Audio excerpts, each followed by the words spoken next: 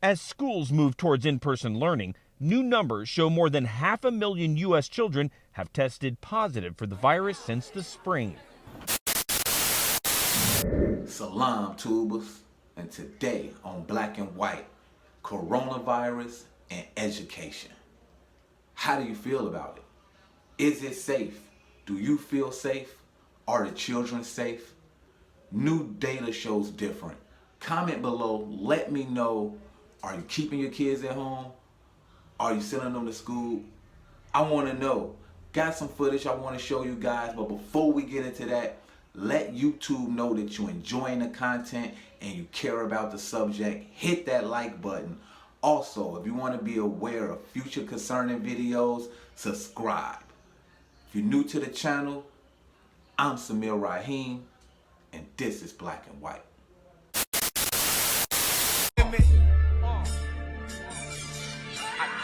Walk through my streets with me, you can hear the sounds of the mamas crying, daddy shooting, kids going wild. Walk through my streets with me, you can hear the sounds of the mamas crying, daddy shooting, kids going wild. Salam tubers, it's me, Samir Raheem, and this is Black and White. So, coronavirus.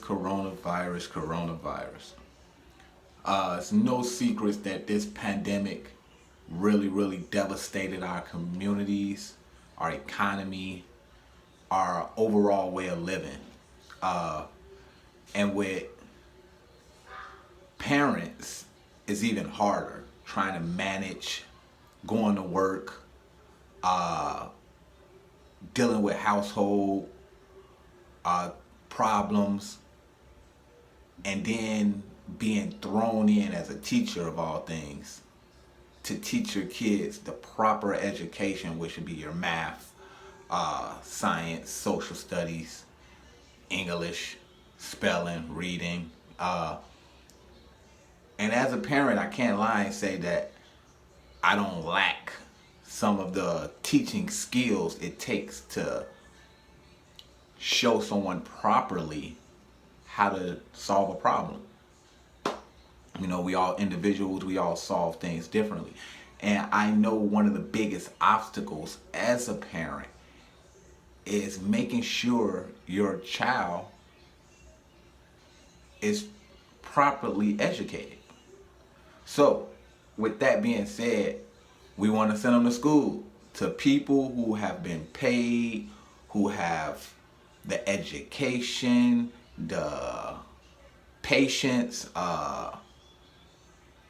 it's the overall package that you need to train another person at certain skill sets, you know. So we want to send our kids to school, you know. We want to get life back to normal. Some of us want to have that little peacetime, you know, that little gap between school and come home, you know, or work and that little peacetime you get when the kids are after school, you know, and their activities that we sign them up for, just things that help them be better people, more social, more educated, you know, overall. Things that we were trained traditionally to do. But this coronavirus, man, it seems to be taking no prisoners. It's like everybody's subject to it. It's like, I remember at first they used to tell us as parents that the children, no go. You know, they're going to be cool. Their immune systems are great. It's more of a risk for adults, elderly adults at that, right? Then new data, so then it was teenagers catching it, right? Then it was middle-aged people, right? And now, new data shows the children are subjected to the same treatment that we're subjected to. And it's scary. Scary as a parent, as a person, as a overall citizen. How do we keep our children protected and at the same time protect ourselves? Like I said, before we get into this footage, let YouTube know that you like the content and care about the subject. Hit that like button, and Also, if you want to be aware of future videos like the one I'm about to show you now, hit that subscribe button. Let's get into it. And there's disturbing news tonight about the number of children testing positive. More than 70,000 kids were diagnosed in the last 2 weeks, just as school is starting. Here's CBS's Omar Villafranca. From Arizona to New York, thousands of students returned to school today for in-person classes. On Long Island, parents seemed nervous and excited as they dropped their children off. In Richardson, Texas, students lined up for temperature checks before entering the building. Forrester Elementary in San Antonio is usually packed with 850 kids, but this morning, only 53 opted for in-person classes. Kelly Mantle is the principal. Today, I feel like they're just a little off balance, maybe a little bit, with the rooms looking different, everybody wearing masks. But I think it is going to become a new norm for a little while, and children are going to get used to it, and we're getting used to it every day that goes by. At some school districts, virtual learning came to a virtual halt this morning as technical glitches kept thousands from logging in. As schools move towards in-person learning, new numbers show more than 500,000 U.S. children have tested positive for the virus since the spring. Those numbers have some teachers worried. In suburban Phoenix, the first day of in-person classes was canceled at Cactus Shadows High School after teachers called in sick. In New York, new cases are up more than 25% compared to 2 weeks ago. And with New York City schools preparing for in-person classes in a few weeks, Governor Andrew Cuomo is trying to quell parents' fears.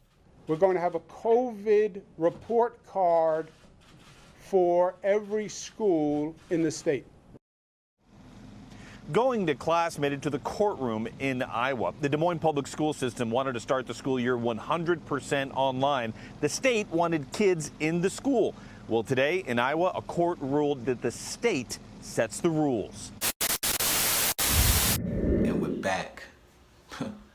So, 70,000 kids in the first 2 weeks, 190,000 in the first couple of months. 500,000 now.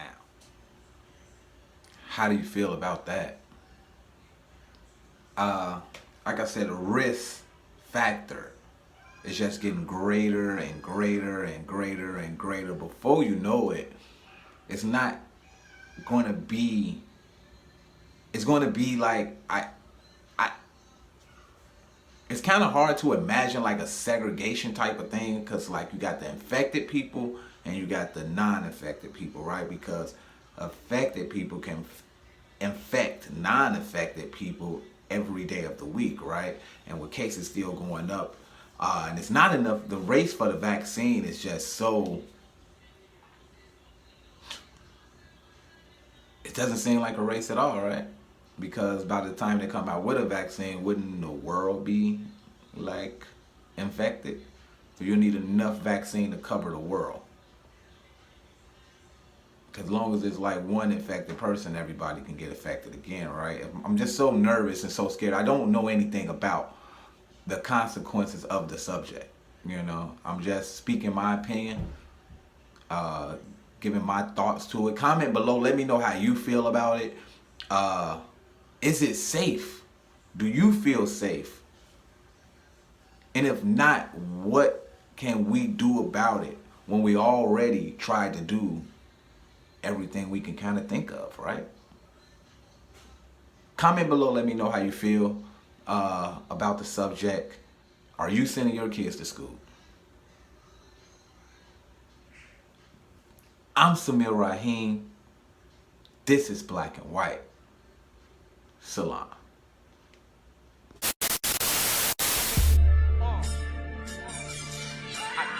Walk through my streets with me, you can hear the sounds of the mamas crying, daddy shoes, kids going wild.